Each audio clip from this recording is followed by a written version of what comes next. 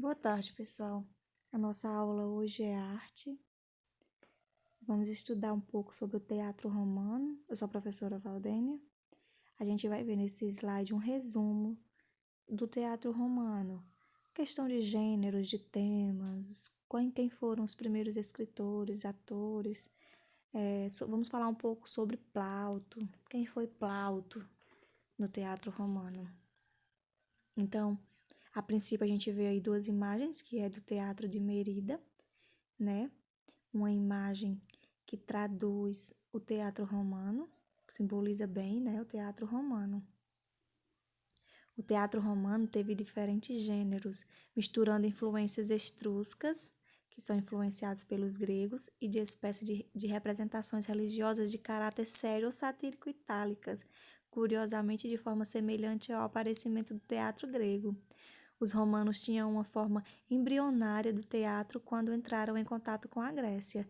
Esse contato significou a morte do primitivo teatro romano, que imediatamente copiou as formas gregas. Então, foi uma influência o teatro grego para o teatro romano. Eles se baseavam no teatro grego para aprimorar o teatro romano. Começaram por traduzir peças gregas no século III a.C. Depois, estrangeiros radicados em Roma produziram textos e, mais tarde, romanos escreveram peças, adaptando temas gregos ou inventando temas romanos, normalmente baseados nas histórias que eles ouviam, né? O apogeu do teatro romano dá-se no século III a II a.C. com Plauto e Terêncio. Plauto, né, que a gente vai falar sobre ele hoje, quer a comédia, quer a tragédia romana tinham diferenças com seus modelos gregos, insistiam mais no horror e na violência no palco que era representada. Grande preocupação com a moral em discursos elaborados. Plauto, uma pequena biografia sobre Plauto, que ele nasceu em Sarsina, Úmbria, por volta do ano 250 a.C. e faleceu provavelmente em Roma no ano de 184 a.C. Considerando o maior comediógrafo da Roma antiga, nasceu em berço humilde e veio para Roma ainda jovem, onde começou a fazer teatro, primeiro como ator e depois escrevendo comédias. Por muito tempo ficou conhecido apenas como Plautus, que quer dizer pés chatos, porém mais tarde se autodenomina Marcus, palhaço Titus. Estima-se que ele tenha escrito 130 peças, porém só 21 ganharam nome, conseguiram sobreviver, né? As outras não fizeram tanto sucesso assim. Com métrica elaborada e linguagem coloquial, sua obra reproduz com fidelidade a vida dos romanos da época. Então, era fiel, a história tinha que ser fiel à realidade, né? Os enredos são, em geral, baseados em casos de amor ou confusões decorrentes de troca de identidades, mas apresentam grande originalidade no tratamento dos temas. Os seus personagens são de origem popular: escravos mentirosos, ladrões, velhos, soldados fanfarrões, cortesãos e etc. Eram assuntos que costumavam haver no dia a dia deles, né? Suas comédias inspiraram dramaturgos pós-renascentistas, como, por exemplo, Molière, que tomou como modelo a obra O Vaso de Ouro para escrever O Avarento. Já Shakespeare baseou-se nos Gêmeos e Anfitriões para escrever a Comédia dos Erros. No final da República, o público perdeu interesse pelo teatro tradicional, devido à concorrência dos espetáculos com mais ação, tipo gladiadores, corridas de carros. A criação de gêneros textuais mais simples, como a pantomimas, representação de um único ator de uma peça simples e de fácil reconhecimento pela audiência, em que não falava, dançava, fazia gestos e era acompanhado por músicos, um coro e mimos. Aquele teatro musical, né, que tem fala, que tem texto, mas que também tem os momentos musicais, né, que os próprios atores costumam cantar. Histórias também simples, mas com vários atores, em que normalmente se satirizava tipos sociais de forma mesmo obscena, levaram ao quase abandono do teatro. Foi quase o fim do teatro nessa época. No período imperial, na parte oriental do império, continuaram a representar as peças tradicionais, sobretudo de autores da nova comédia, como Menandro. Tipos de máscaras romanas usadas no teatro. Menandro, quem era Menandro, pessoal? Era filho de uma rica família de pecuaristas. Nasceu em 343 e morreu em 291 a.C. Durante a época em que viveu, não foi reconhecido como um grande autor de comédias.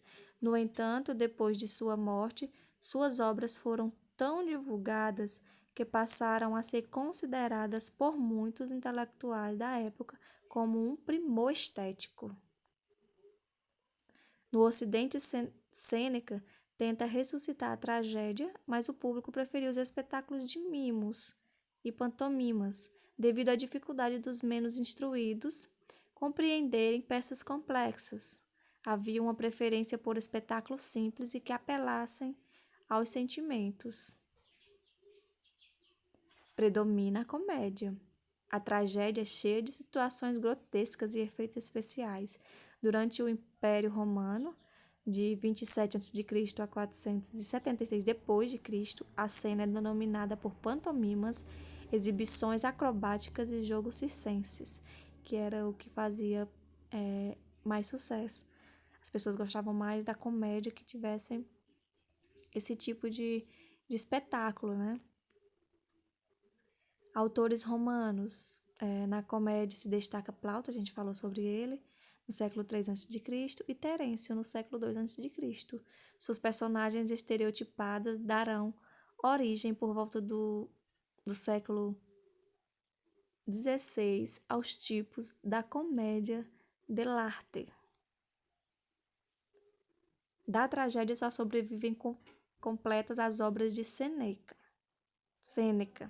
Freda, que substitui o despojamento grego por ornamentos retóricos.